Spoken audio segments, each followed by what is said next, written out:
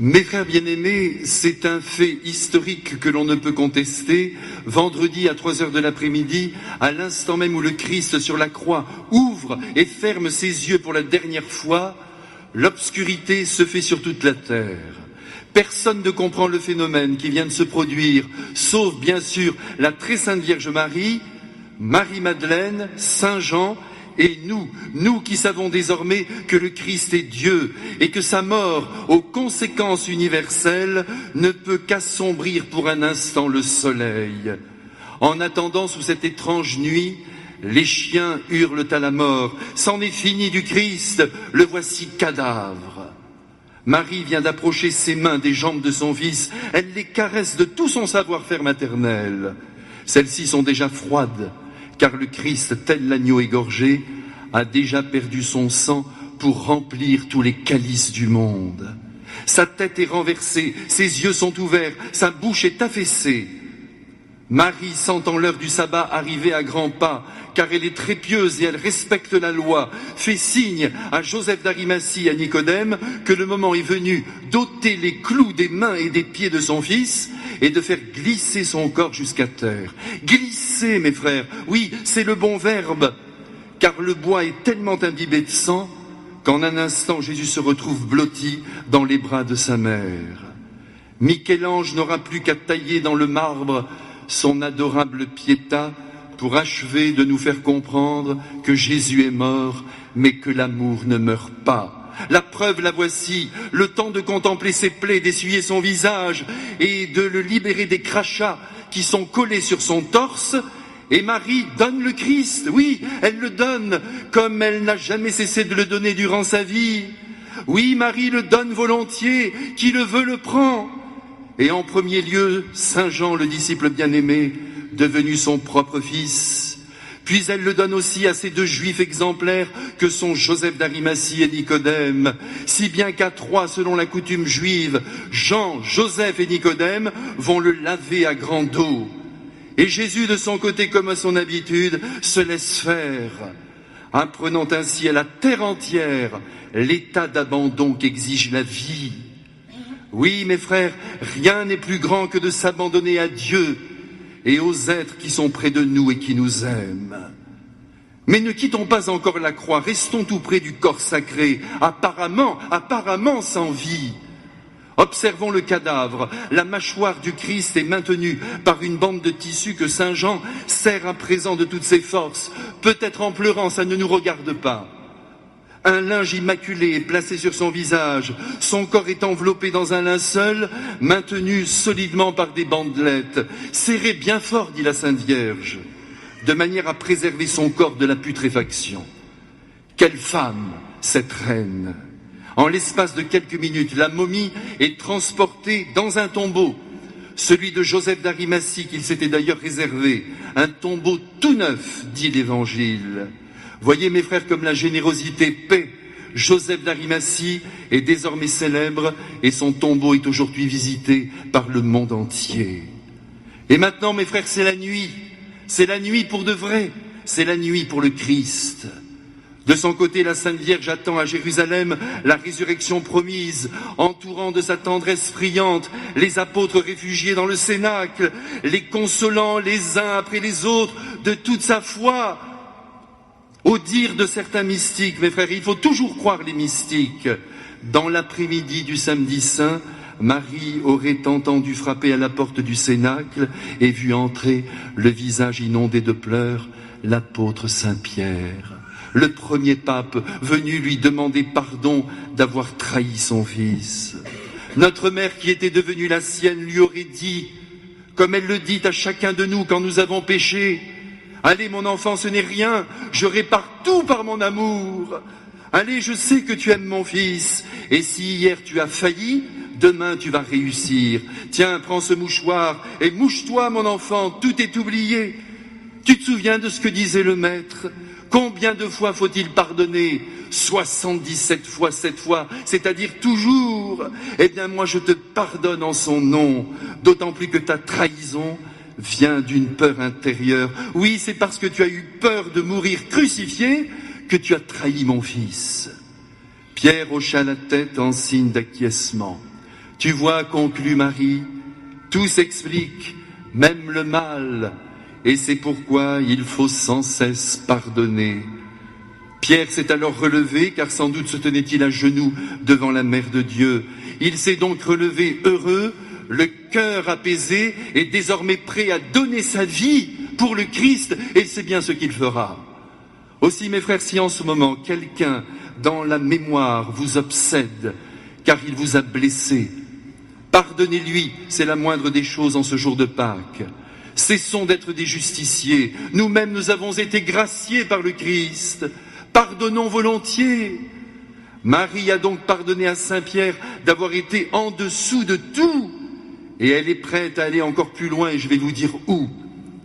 Je suis convaincu que durant toute la journée du samedi saint, Marie a attendu Judas, son enfant, pour lui accorder le pardon du ciel. Mais comme nous le savons trop bien, le pauvre Judas, ayons pitié de lui, je vous en prie, car il est malheureux jusqu'à la moelle d'avoir vendu son ami. Voici que maintenant il se balance au bout d'une corde, avec en prime le ventre ouvert et les entrailles dehors. Pauvre Judas que nous voulons porter dans notre cœur en ce jour, avec beaucoup de compassion, comme nous portons dans notre souci priant tous les suicidés de la terre qui ont eu tort de faire ce geste, mais qui sont pardonnables, parce que la souffrance morale a annihilé leur conscience, parce qu'il faut pardonner au nom du Christ l'inadmissible, parce qu'il faut pardonner comme Dieu pardonne, et parce que l'âme humaine est complexe, et que parfois elle se perd dans ses méandres et fait n'importe quoi pour en sortir, car c'est vraiment dommage de s'enlever la vie, puisque, comme l'a si bien exprimé le poète Paul Éluard, la nuit n'est jamais complète, il y a toujours, puisque je le dis, puisque je l'affirme, au bout du chagrin, une fenêtre ouverte, une fenêtre éclairée. Eh bien, mes frères, au petit matin du 3 avril de l'an 33 de notre ère, ou du moins par là, dans un jardin d'Israël, une fenêtre s'est ouverte dans un tombeau. C'est incroyable, mais c'est à croire. Est-ce qu'il fait clair en vos esprits? Celui que nous avons vu vendredi à 3 heures se tordre de douleur et s'arracher la peau au clou de l'inconcevable haine. Celui que nous avons vu vendredi à 3 heures, suspendu comme une bête, les yeux perdus dans les épines, le regard pétri de douceur sous un souffle qui lentement s'éreintait. Celui que nous avons vu vendredi à 3 heures, le torse rougi de sang, abandonné du Père, mais allant par l'amour de sa mère à Saint Jean, de Saint Jean à sa mère et de sa mère jusqu'à nous, en s'oubliant lui-même. Celui que nous avons vu vendredi à 3 heures utiliser les derniers assauts de sa voix pour implorer le pardon de ses bourreaux et montrer la folie de l'amour infini. Celui que nous avons vu vendredi à 3 heures et que nous continuons de voir tous les jours accroché au mur de nos maisons, représenter les yeux révulsés parce qu'il est mort et bien mort un jour de l'histoire des hommes pour leur offrir la vie éternelle. Celui que nous avons vu vendredi à 3 heures planté sur la terre de Jérusalem, les bras ouverts, le cœur en avant, immobile, prêt à recevoir la fine pointe d'une lame acérée. Celui que nous avons vu vendredi à 3 heures, la lame traversant le côté pour vérifier la mort, saigné comme un agneau, désormais blanc et pâle à l'image du corps qui a perdu son âme. Celui que nous avons vu vendredi, cette fois-ci, à 5 heures, blotti dans les bras de Marie, souple, devenu enveloppe charnelle, réduit à ne pouvoir plus rien faire, sauf la volonté des autres. Celui que nous avons vu hier durant toute la journée, clos dans le noir d'un tombeau sans issue, celui que nous avons vu, celui-là, Jésus de Nazareth, l'amour incarné, ce Dieu au visage d'homme, mort et bien mort comme meurent tous les hommes, nous allons maintenant le voir sortir vivant de son tombeau. Mes frères bien-aimés, j'espère que vous croyez en la résurrection du Fils de l'homme. Je vous en supplie, si vous n'y croyez pas, qu'est-ce que nous faisons ici? Ça ne sert à rien. Nous célébrons la Pâque, nous célébrons le passage de la mort à la vie. de cet être incomparable qui est la deuxième personne de la Très Sainte Trinité, qui est venu sur la terre pour éclairer les hommes, pour nous sauver. Un jour vous le verrez de vos yeux, comme moi aussi je l'espère. Soyons dans cette grande espérance, mes frères bien-aimés. Nous avons la foi, nous croyons que le Christ est vivant.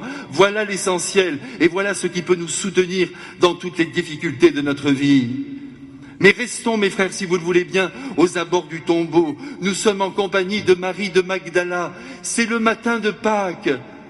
Autant dire, nous sommes en compagnie de notre chère Marie-Madeleine, délivrée de ces démons, courageuse à mort. Vous l'avez vu hier sur le calvaire braver les soldats en s'approchant très près de la croix. Elle avait du tempérament, Marie-Madeleine. Et avec elle ce matin, et donc avec nous, il y a aussi une autre femme, une autre Marie, qui est, selon une tradition très ancienne, qui remonte au IIIe siècle, la belle-sœur de la Sainte Vierge, femme de Cléophas, qui lui était le frère de Saint Joseph. Et ici, avant d'aller plus loin, je voudrais qu'ensemble, nous prenions bien conscience que tous les amis du Christ sont devenus les amis de la Sainte Vierge. En effet, elle fréquente et les apôtres, et Marie-Madeleine, et Lazare, et bien d'autres encore. Et pourtant, parmi ceux-ci, il y avait des gens infréquentables, il faut bien le reconnaître. Regardez Matthieu, qui aujourd'hui nous a donné cet évangile. Vous savez que quand il était plus jeune, il piquait dans la caisse où il n'y a pas d'autre mot. Judas, n'en parlons plus. Et puis Simon le Zélote, c'était un grand révolutionnaire. Il devait avoir le sang chaud. Et ça devait ruer dans les brancards quand on était à côté de lui. Et d'autres encore devaient avoir de sacrées limites. Ils les ont emportés dans le ciel. Mais que voulez-vous, l'Église est une famille. C'est ça qu'il faut qu'on se dise, mes frères. Ce n'est pas une institution, ce n'est pas une entreprise, c'est une famille. Et dans une famille, en principe, on s'estime, on ne se juge pas, et puis on s'aime. Un point, c'est tout. Une mention spéciale à Marie-Madeleine. Je sais que vous l'aimez beaucoup en Provence, et moi aussi, pour de multiples raisons. Elle est venue chez nous, vous le savez, Marie-Madeleine. Il faut le croire, ça aussi. C'est beau comme tout, de l'imaginer à la Sainte-Baume, alors qu'elle a évangélisé toute la Provence. Nous lui devons beaucoup. Eh bien, elle est devenue, elle aussi, une grande amie de la Vierge. Vous vous rendez compte de ce que je vous dis là? L'Immaculée et Marie-Madeleine, la pécheresse publique, et l'Immaculée, la créature la plus parfaite qui soit. Eh bien, cette ancienne courtisane, je suis désolé de vous l'annoncer sans préparation psychologique, eh bien, cette ancienne courtisane, elle a été choisie par le Christ pour annoncer au monde la splendeur de la résurrection. Les bras nous en tombent, et pourtant, qui connaît la sagesse du Christ et fréquente l'Évangile, sait parfaitement que tout être peut du jour au lendemain, que dis-je, d'une seconde à l'autre, être recréé de pied en cap. Et plus encore avoir droit à la considération de Dieu, même s'il a un jour tué, même s'il a volé plusieurs jours, même s'il a fait n'importe quoi avec son corps, avec son âme, avec tout ce que vous voudrez pendant des années. Qu'on se le dise, c'est là une des notes caractéristiques du christianisme, à savoir la possibilité d'une régénération immédiate par l'effusion de la grâce du Christ. C'est là notre chance. Tandis que le monde, mes frères bien-aimés, il se promène toujours avec vos dossiers. Ils ne sont pas simplement aux impôts, ils sont aussi dans la tête des personnes qui vous voient vivre. Tout le monde vous reprochera toujours les actes que vous avez posés. On est là, tu te souviens, écoute, tu te souviens ce qu'elle a fait, ce qu'il a fait. Et on ne s'en sort pas, et on vous flanque une étiquette, et jusqu'à votre mort, vous portez sur vos épaules ce que vous avez fait. Tandis qu'avec le Christ, on peut être nouveau. Mes frères bien-aimés, c'est d'ailleurs là l'intérêt de la confession. Beaucoup ne se confessent plus parce qu'ils ne comprennent plus cette grande grâce. Vous allez devant le prêtre qui est un pauvre type comme vous, mais qui a reçu les pouvoirs de Dieu. Vous demandez pardon, vous vous dégagez de tout ce qui obstrue votre cœur et qui vous attriste, et vous repartez. C'est ce que Jésus a voulu pour ces enfants baptisés que nous sommes. Jésus ne veut pas que nous traînions toute notre vie les actes passés, surtout que nous sommes tous des pauvres, y compris le prêtre qui vous parle. Et aujourd'hui, s'il y a d'ailleurs autour de nous tous ces désespoirs, toutes ces dépressions, c'est aussi parce que nous portons trop lourd et que le sac à dos de notre vie, nous ne le vidons jamais. Il faut le vider, mes frères. Il faut dire ce qui n'a pas été dans notre vie. Et à partir de là, le soleil de Dieu vient de nouveau briller en nous. Mes frères bien-aimés, la justice du monde, vous la connaissez. Tu as fait ça, tu t'attrapes ça. Œil pour œil, dent pour dent. Eh bien, en soi, on pourrait se dire que c'est juste. Et qui contesterait cette affaire? Eh bien, le Christ, il conteste cela. Lui qui veut que son enfant se reprenne, qu'il se dégage de son mauvais passé et qu'il marche en direction de l'avenir, l'esprit et le cœur bien apaisés, assurés du pardon divin. Et puis que voulez-vous, Dieu n'a pas le temps de compter tous nos péchés, il n'en sortirait pas. Ça ne l'intéresse même pas, nos péchés. Lui, ce qu'il veut, c'est qu'on se dégage de ses péchés et qu'on marche dans la lumière. J'espère qu'aujourd'hui, quand vous allez sortir de cette église, vous allez vous dire, mais je suis tout neuf, je viens de rencontrer le Christ, c'est lui mon défenseur, il n'est pas contre moi. Surtout ne mettez pas Dieu rival de votre vie. Les rivaux sont dans le monde, mais le Christ, c'est votre frère et son Père est aussi le vôtre. Et tous les deux, avec la Vierge Marie, ils vous aiment, ils vous enserrent, ils vous étreignent, et ils vous disent, mon chéri, ne t'inquiète pas, je te pardonne tout. De temps en temps, vous savez, Dieu le Père au ciel, il doit nous regarder, il doit dire, eh ben dis donc, avec tout ce que j'ai fait pour eux, avec ma mort sur la croix de mon fils, avec tous ces efforts, pour leur dire que je leur pardonne tout, et que je les attends dans la vie éternelle, ils sont pas sympas, hein. Et c'est vrai, de temps en temps, on n'est pas très sympa, mes frères, c'est notre Créateur et on l'abandonne. C'est quand même dommage. Il est notre Dieu, vous vous rendez compte? Il nous promet une issue favorable à notre mort. C'est pas beau ça? Ça s'appelle la résurrection. Et toutes les autres doctrines, vous savez, où l'on voudrait qu'on revienne sur la terre, la réincarnation et autres phénomènes. Mais tout ça est faux. Parce que votre personne est unique, votre âme est unie à votre corps, vous êtes unique aux yeux de Dieu, votre âme ne peut pas rejoindre un autre corps. Dès l'instant de la mort, votre âme monte vers Dieu. La mienne aussi, rassurez-vous, on sera tous ensemble là-haut. Et là, mes frères bien-aimés, nous comprendrons à quel point notre propre vie était précieuse aux yeux de Dieu. Et c'est pourquoi ces 80 ans que nous vivons ici-bas, il faut déjà les vivre avec le Christ avant qu'il ne nous ouvre ses bras et nous accueille dans son royaume éternel. Mes frères bien-aimés, sentez-vous aujourd'hui renouvelés profondément par le Christ?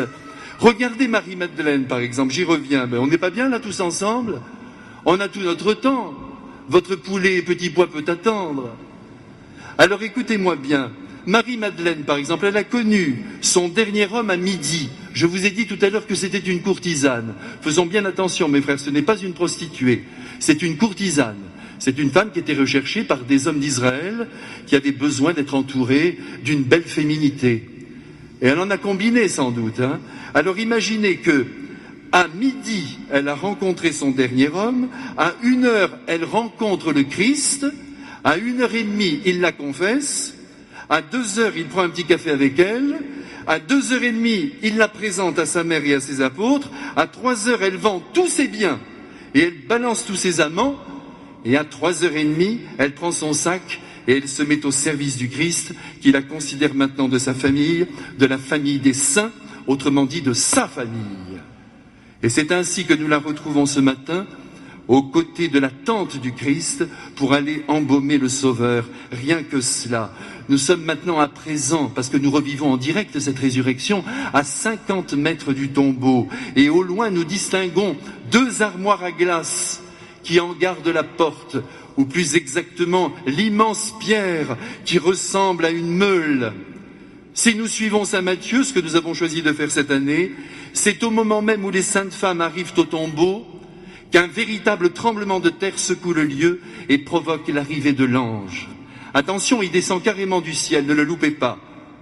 Et de ses mains, de ses ailes, et peut-être aussi de son doigt, le voici qui roule la pierre du tombeau. Et pour couronner le tout, tranquillement, il s'assoit dessus. Cette opération a duré à peu près l'espace d'un éclair, dit l'Évangile. Si les 2 maris fixent cet ange et se souviendront à jamais de son vêtement blanc comme la neige, nos 2 armoires à glace, vous savez, nos gardiens, eh bien, ils tremblent comme des mauviettes et ils pâlissent comme des morts. Regardez-les maintenant, ils détalent en direction de la ville sainte, avec le feu au derrière, pardonnez-moi mon langage.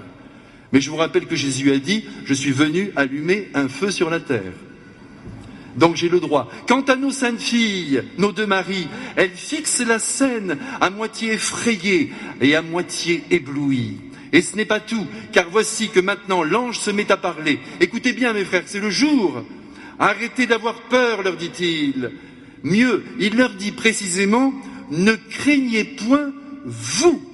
Comme s'il leur disait, vous, pas les gens du monde, qui n'ont ni Dieu ni maître, mais vous, les amis du Christ, vous les baptisés, vous n'avez pas le droit d'avoir peur en quelque domaine que ce soit, car ce serait alors le signe que vous n'avez pas la foi.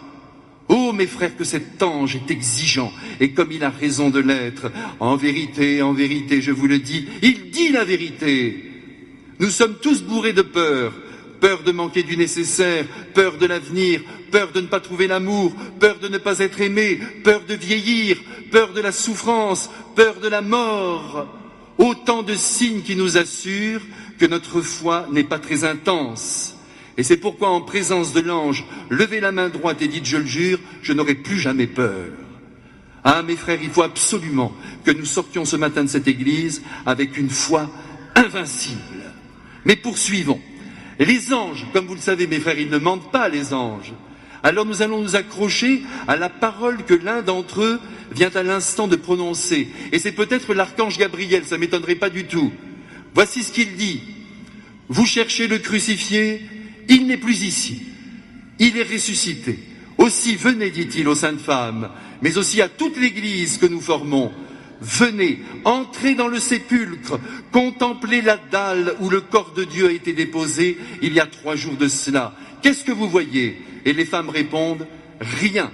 Elles n'en croient pas leurs yeux. Mais quand l'ange ajoutera, allez, filez chez les apôtres et annoncez-leur que le Christ est vivant, elles courront alors comme des folles en direction du cénacle. Et nous avons bien du mal à les rattraper, tant elles sont amoureuses du Christ et se feraient couper en morceaux pour lui. Et d'ailleurs, certaines d'entre elles y passeront. Tandis que nous, mes frères, souvent, mais avouez-le, je l'avoue avec vous, nous marchons au ralenti, comme de vieux chiens usés par 15 années de vie. Oui, nous marchons plan-plan, et souvent au pas du monde, amoureux, et même adorateurs de nous-mêmes. Allez, mes frères, en ce beau jour, secouons les puces de notre foi.